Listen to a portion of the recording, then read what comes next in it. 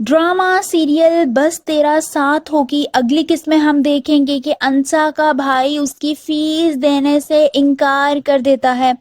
वो कमरे में बैठी होती है और अपनी यूनिवर्सिटी के दोस्त यानी ईशा को फ़ोन करती है और कहती है कि वैसे क्या किस्मत है, इतने अच्छे नंबर होने के बावजूद फीस के लिए रो रहे हैं।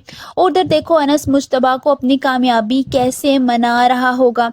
अंसा को लगता है कि अनस बहुत ज़्यादा अमीर है, इसीलिए वो बहुत ज़्यादा खुश होगा और बहुत ज़्यादा अमीरी में जी रहा होगा, मगर वो ये नहीं जानती कि अनस की ज़िंदगी उससे भी बदतर है।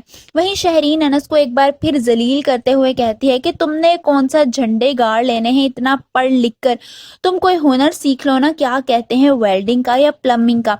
वो अनस को खूब बातें सुनाती है, मगर अनस खामोश रहता है क्योंकि वो जानता है कि शहरीन की आदत है वो बोले बगैर खामोश नहीं रह सकती।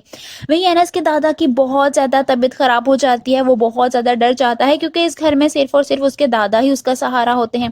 अनस को अपने दादा की एक बात बार बार याद आ रही होती है, जब वो उसे कहते हैं कि मेरे जीते जी तुम्हारा ये हाल है, उनकी आंखों में तुम खटकते हो, मेरे बाद पता नहीं तुम्हारे साथ क्या होगा।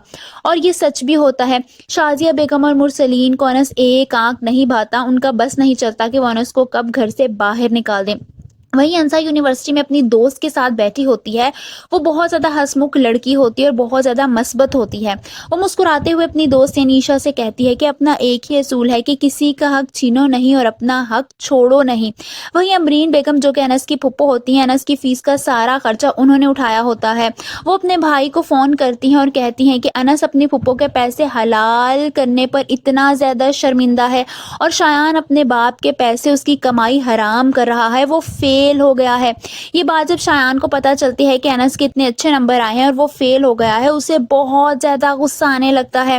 वो कहता है कि अनस मैं तुम्हें जान से मार दूंगा, मैं तुम्हें छोड़ूंगा नहीं। और बस यही सब कुछ सोचते हुए वो गुस्से से अपने कमरे में जाता है, यानी अनस के कमरे में जाता है और अनस का हाथ पकड़ के ज़ोर से दबाने लगता है। अनस को बहुत ज़्यादा तकलीफ़ होती है, वो तकलीफ़ से कराहने लगता है, मगर उसका उस पर कोई ज़ोर नहीं चल रहा होता। आप सबको क्या लगता है कि अनस अपने लिए आवाज़ उठा सकेगा? कमेंट्स में अपनी राय का इजहार ज़रूर कीजिए।